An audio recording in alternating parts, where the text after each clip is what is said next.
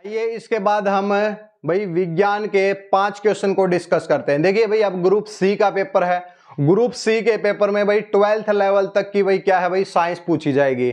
अब 12th level की बात करें तो 12th में फिजिक्स भी है, केमिस्ट्री भी है, बायोलॉजी भी है और एचएसएससी का इतिहास आप जानते हैं कि भाई कैसे कैसे क्वेश्चन उसने पीछे पूछे हैं। न्यूमेरिकल को लेकर हो चाहे किसी भी मुद्दे को लेकर हो, क्वेश्चन बहुत अच्छे उसने पूछे हैं। इसलिए अब हम अपनी साइंस की क्लास में कुछ भाई क्या है 11th 12th के क्वेश्चन भी ऐड करेंगे। अब तक हम जर्नल साइंस कर रहे थे, अब 2-3 क्वेश्चन आपके भाई क्या होंगे 11th 12th के होंगे और 2 से 3 क्वेश्चन आप भाई के जर्नल के होंगे। तो आज की वीडियो का हमारा पहला क्वेश्चन होगा कि भाई आवेग का डायमेंशनल फार्मूला क्या है। हिंदी और इंग्लिश दोनों में सुन लीजिए। आवेग के लिए आयामी सूत्र क्या होगा। पहला क्वेश्चन है आवेग, भाई क्या हो जाएगा, आवेग का क्या है आयामी सूत्र आपको बताना है। क्या बताना है भाई, आयामी सूत्र बताना है।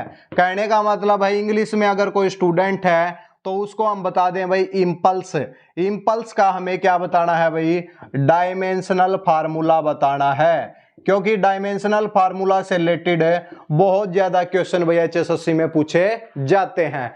देखिए भाई अब क्या है, देखिए इंपल्स क्या होता है, यानी कि भाई अगर किसी वस्तु के ऊपर बहुत कम समय के लिए बहुत ज्यादा फोर्स लग जाए तो उसको हम बोलते हैं भाई इंपल्स। कोई बॉल है और दीवार को हम भाई उसको फेंक कर भाई फेंकते हैं तो दीवार से जो उसका इंटरेक्शन होता है वो बहुत कम टाइम के लिए होता है और जो फोर्स लगता है वो बहुत ज्यादा लगता है। तो एक प्रकार का क्या है भाई इंपल्स।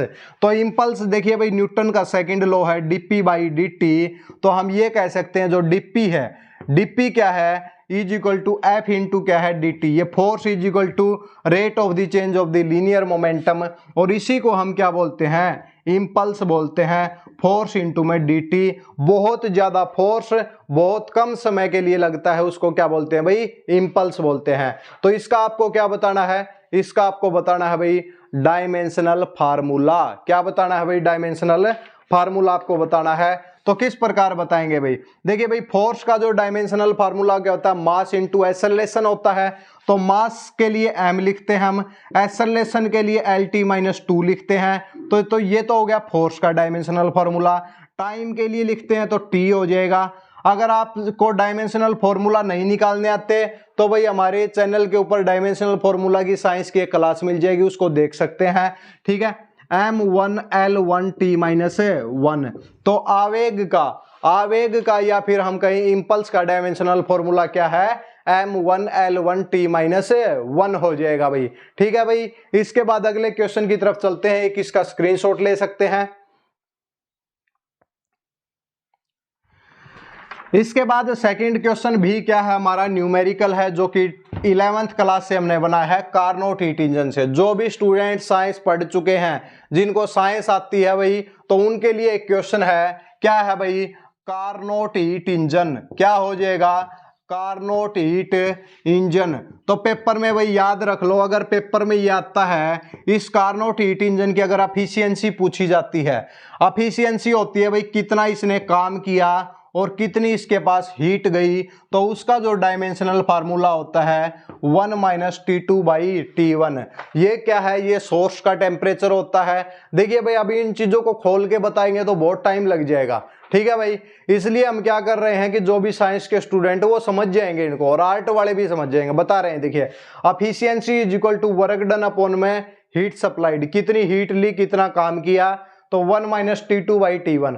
T2 क्या है, सिंक का टेम्परेचर, लोअर टेम्परेचर है, और T1 क्या है, सोर्स का टेम्परेचर यानी कि हायर टेम्परेचर है। अब क्वेश्चन हम बता देते हैं। देखिए भाई यहाँ पे T1 यानी कि सोर्स का जो टेम्परेचर दे रखा है 127 डिग्री सेल्सियस है, और सिंक का टेम्परेचर दे रखा है भाई 27 डिग्री सेल्सियस। भाई इसके साथ में आपको दिया गया है उष्मा की ऊर्जा की आपूर्ति करता है, तो यानी कि आपको Q की वैल्यू दे रखी है, हीट की वैल्यू दे रखी है, कितनी है भाई 40 किलो जूल। भाई इसके बाद पूछा गया है इसमें कितना काम होगा, कितना काम होगा, ये आपका क्वेश्चन है, जल्दी से बता देते हैं। देखिए भाई efficiency is equal to work done upon में हीट 1 - T2/T1।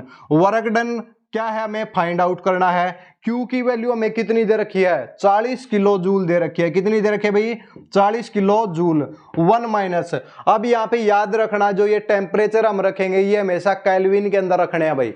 ठीक है भाई, 127 डिग्री सेल्सियस को केल्विन में बदलते हैं तो 273 प्लस 127 यानी कि क्या हो जाएगा, 400 केल्विन हो जाएगा। और ये कितना हो जाएगा, ये 300 केल्विन हो जाएगा। तो 1 माइनस के 300 बटे में कितना हो जाएगा, 400। 2 जीरो से 400 हो जाएगा भाई। यहाँ 2 जीरो से 400 में से 3 गया 100 यानी कि 1/4 हो जाएगा। ठीक है, तो यहाँ वर्क डन हो जाएगा 40 किलो जूल, मल्टीप्लाई में करेंगे डिवाइड बाई 10 और यहाँ से उत्तर आ जाएगा 10 किलो जूल हो जाएगा। और ये आपका क्या हो जाएगा, राइट आंसर हो जाएगा। ठीक है, Carnot heat engine efficiency work done per unit heat supplied 1 minus T2 by T1। T2 T1 ज्यादा है, T2 क्या है, कम है। दोनों टेम्परेचर दे रखे हैं और न्यूमेरिकल इस तरीके से सेकंडों में निकल जाएगा भाई। ठीक है भाई, अगर ऐसा क्वेश्चन देखने को मिलता है तो भाई। ठीक है भाई, अगर नहीं मिलता तो वही आपका भाई जो पुराने तरीके से है वही चलता रहेगा। ठीक है, एक स्क्रीनशॉट लें भाई इसका। आइए इसके बाद केमिस्ट्री के भी क्वेश्चन डिस्कस करते हैं। केमिस्ट्री के क्वेश्चन भी वही क्या है, 11 12 से ही हैं लगभग। ठीक है भाई, केमिस्ट्री का क्वेश्चन है कि रासायनिक अभिक्रिया के दौरान परमाणु क्रम क्या रहता है। एक रिएक्शन होती है भाई, एक रासायनिक यानी केमिकल रिएक्शन में जो एटॉमिक नंबर है वो हमेशा क्या रहता है, कांस्टेंट रहता है। क्या रहता है भाई, कांस्टेंट रहता है। तो क्या लिखना है हमें, रासायनिक अभिक्रिया में, रासायनिक अभिक्रिया अगर कभी भी हो तो उसके अंदर क्या रहता है कि उसका जो परमाणु संख्या है क्या हो जाएगा, परमाणु नहीं भाई, परमाणु क्रमांक संख्या, परमाणु क्रमांक जो है उसका, या फिर हम कहें एटॉमिक नंबर जो है वो क्या रहता है, वो समान रहता है। क्या रहता है भाई, समान यानी कि सेम रहता है भाई। ठीक है भाई, इसके बाद आपको 4 क्या दी गई है, गैस दी गई है भाई। इसके बाद 4 क्या है, आपको गैस दी गई है। एक आपके पास पहला ऑप्शन है भाई हीलियम, दूसरा जो ऑप्शन है नियोन, तीसरा जो ऑप्शन है वो है क्रिप्टॉन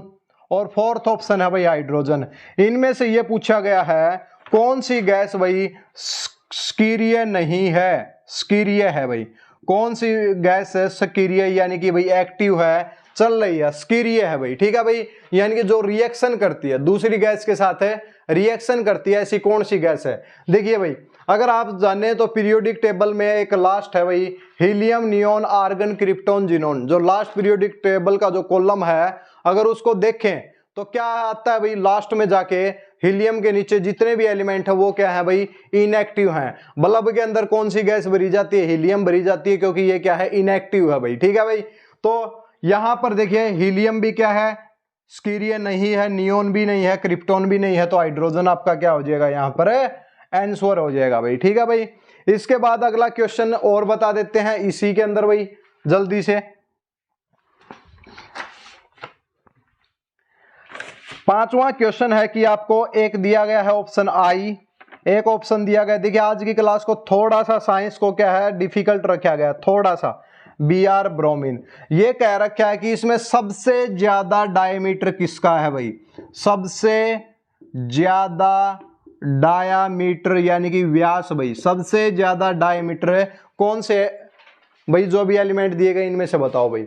देखिए पीरियोडिक टेबल में अगर हम लेफ्ट से राइट की तरफ चलते हैं तो साइज कम हो जाता है, लेकिन पीरियोडिक टेबल में हम टॉप से बॉटम की तरफ आते हैं तो साइज हमेशा बढ़ जाता है। जो नीचे एलिमेंट होगा उसका साइज सबसे ज्यादा होगा। तो हम यहां पर क्या करेंगे, अब देखिए भाई जो लास्ट जो हीलियम, नियोन, आर्गन, क्रिप्टॉन वाला है उससे पहले आता है फ्लोरीन भाई। तो फकल ब्रीथ बोलते हैं भाई, हम क्या बोलते हैं, फकल ब्रीथ। फ्लोरीन हो जाएगा, उसके नीचे क्लोरीन आता है, उसके नीचे ब्रोमीन आता है और उसके नीचे क्या आता है, आयोडीन आता है, यानी कि भाई क्या आता है, आयोडीन। तो आयोडीन का क्या होता है, व्यास क्या होता है, सबसे ज्यादा होता है, सबसे ज्यादा क्या है भाई, इसका डायामीटर है भाई। ठीक है भाई, इसी तरीके से साइंस पढ़ने के लिए चैनल को सब्सक्राइब करें। हर रोज जो क्लास होती है 25 क्वेश्चन की, उसके अंदर भाई अब क्या है, 2-2 क्वेश्चन या 3-3 क्वेश्चन एडवांस डाले जाएंगे, उनको देखना बिल्कुल भी ना भूलें भाई, ताकि पेपर के अंदर भाई लेवल कैसा भी आ सकता है। साइंस के जो है हम 11th 12th के अब ऐड करने स्टार्ट कर दिए हैं क्लासेज में, पहले जर्नल साइंस हुई है भाई।